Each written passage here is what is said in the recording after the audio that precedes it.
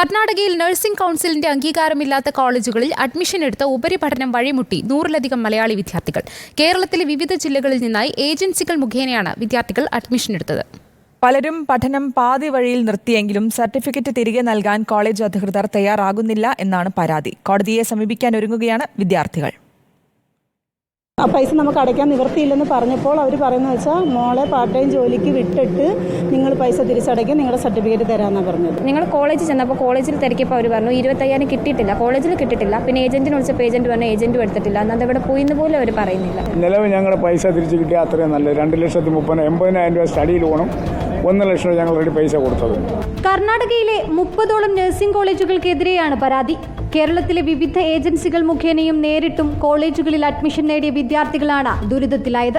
പഠനം തുടങ്ങിയപ്പോഴാണ് കോളേജിന് നഴ്സിംഗ് കൗൺസിലിന്റെ അംഗീകാരമില്ലെന്നറിയുന്നത്. നിശ്ചിത മാനദണ്ഡങ്ങളില്ലാത്തതിനാൽ പല കോളേജുകളുടെയും അംഗീകാരം INC പിൻവലിച്ചിരുന്നു. ഇത് മറച്ചുവെച്ചാണ് ചില ഏജൻസികൾ വിദ്യാർത്ഥികളെ തട്ടിപ്പിനിരയാക്കിയത്.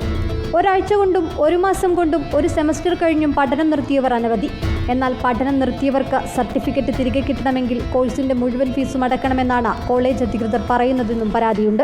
സർട്ടിഫിക്കറ്റ് കിട്ടിയിട്ടില്ല, ചോയ്സു അത് പറഞ്ഞു 3 ലക്ഷം രൂപ 3.5 അടയ്ക്കണമെന്ന് പറഞ്ഞു. ഒരു കാരണവശാലും തരാൻ പറ്റത്തില്ല. 3.5 ലക്ഷം രൂപ നിങ്ങൾ അടച്ചു കഴിഞ്ഞാൽ നിങ്ങളുടെ സർട്ടിഫിക്കറ്റ് തിരിച്ചു തരാം.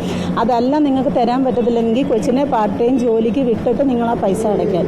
സർട്ടിഫിക്കറ്റ് ലഭിച്ചെങ്കിലും നൽകിയ പണം ലഭിക്കാത്തവരുമേറെ. ഞങ്ങൾക്ക് പൈസ കിട്ടണം, കിട്ടിയാൽ വലിയ ഉപകാരം. ആ പൈസ കിട്ടി 2,30,000 രൂപ അങ്ങനെ കളയാനൊക്കെ പോകും ചെയ്തത്. കാരണം 80,000 രൂപ സ്റ്റഡി ലോണാണ്, അത് ഞങ്ങൾ അടച്ചേ ഒക്കത്തുള്ളൂ ഇത് കിട്ടിയില്ലെങ്കിലും. ഇത്തരത്തിൽ കബളിപ്പിക്കപ്പെട്ടവർ ചേർന്ന് പ്രധാനമന്ത്രിക്ക് നിവേദനം നൽകാനൊരുങ്ങുകയാണ്. ഒപ്പം ഹൈക്കോടതിയെ സമീപിക്കുമെന്നും വിദ്യാർത്ഥികൾ പറയുന്നു. റിപ്പോർട്ടർ, കോട്ടയം.